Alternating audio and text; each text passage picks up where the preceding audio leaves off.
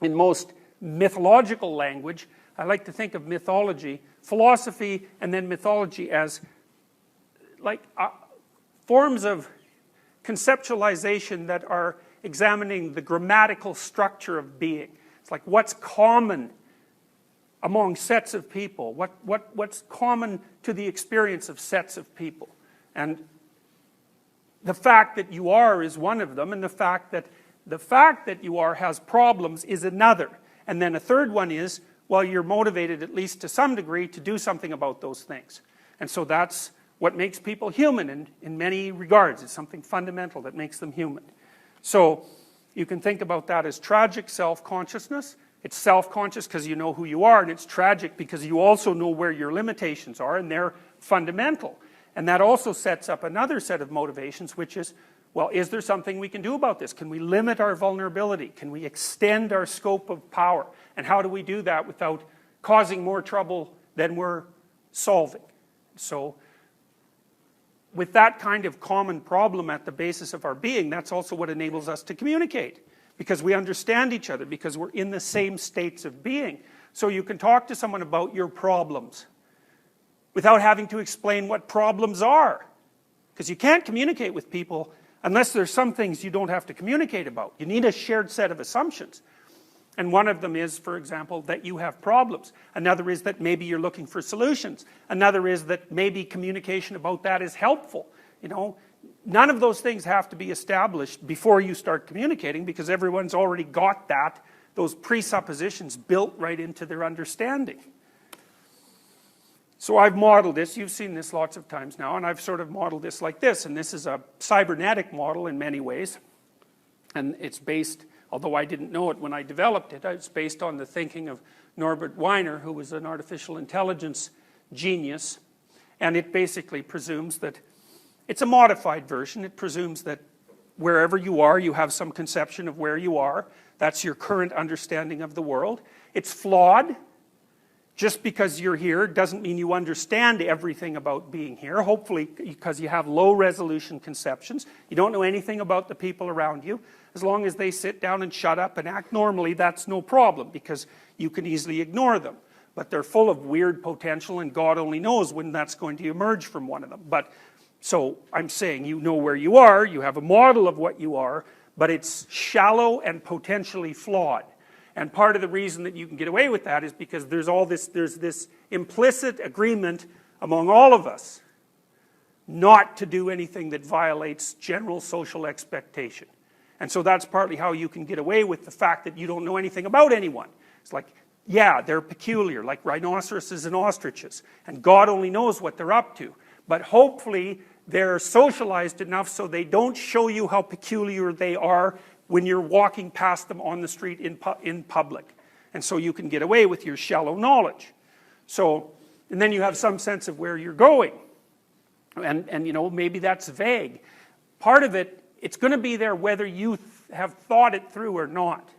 And the reason for that is, as we've discussed, the biologists are pretty good at informing us on this part, is that, you know, at the base of your cognitive, emotional, motivational, perceptual structure that gives rise to your being are these systems that are going to push you in some direction, as a motivation systems or emotion systems. So if you don't drink water long enough, pretty much that's all you're going to be able to think about and value, and not only that, see the world through. Because when you see the world as a thirsty person, you're not seeing the world the same way that someone who has had plenty to drink sees it.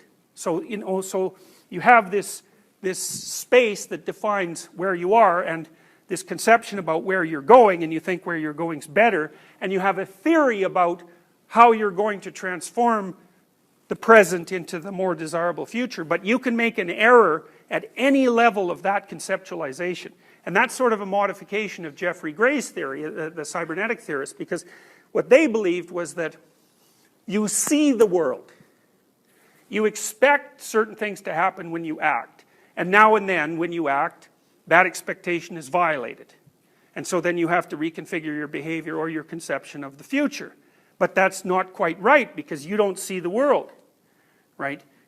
You perceive the world through a fog of preconceptions and in a manner that's impaired because of your tremendous cognitive limitations.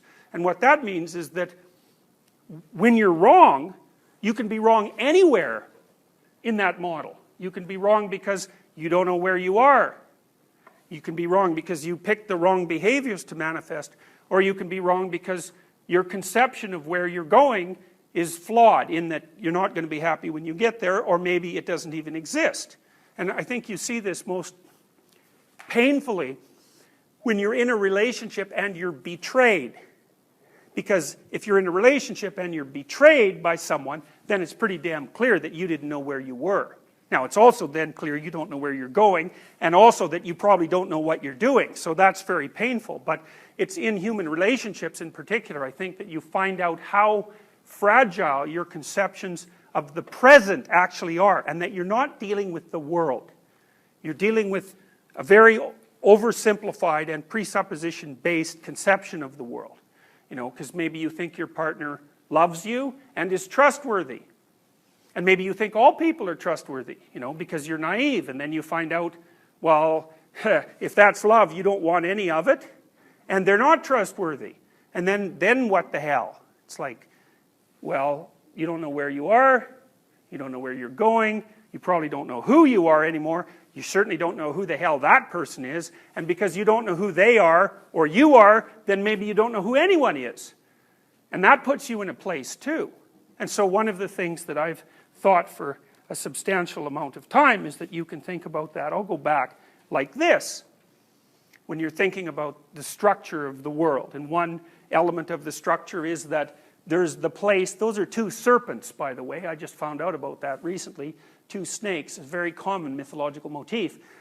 They represent, this is Tao, right, from the Taoist, from Taoism and from the Taoist thinkers. And Tao basically means something like being, or something like the way, which is like the path of life.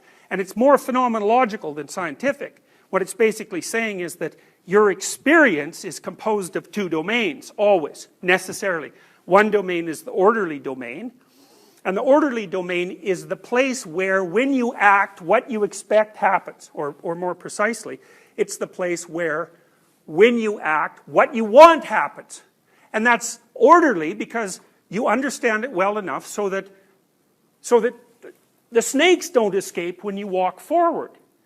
You know, your limited preconceptions are sufficient so that they map onto the environment as it emerges as you act. That's an orderly place. And fine, that's not a bad place, you know. It's like you want most of your experience to be that kind of place, because otherwise it's just too overwhelming, right? But the problem with order is that you can have too much order. And all the variability of your experience can be pushed out, and then you get bored. So the answer isn't total order, and we've also talked about what happens when the answer becomes total order, right? Because that's the totalitarian solution. And we kind of think that maybe it's grounded in, not only in fear, but also in disgust, or maybe mostly in disgust. And so the opposite of the orderly domain seems to be the chaotic domain. And the chaotic domain is where you are when you don't know where you are. And that's not a geographical place, although it can be, because you can get lost, say, in the city, and then you're in chaos. But it's more like, it's more often, I think, an interpersonal place. You know, I think people encounter chaos most often, in its deep sense, when their relationships with other people go seriously wrong. And so that's when you're confronted with all the things you don't know. It also happens to you a lot when you're interacting with complex technological machinery, and it fails on you. Because as soon as it fails, it's like, well, at one second it's your little gray box with keys that you could push, and at the next second it's God only knows what. And you are certainly not capable of, generally speaking, of dealing with that.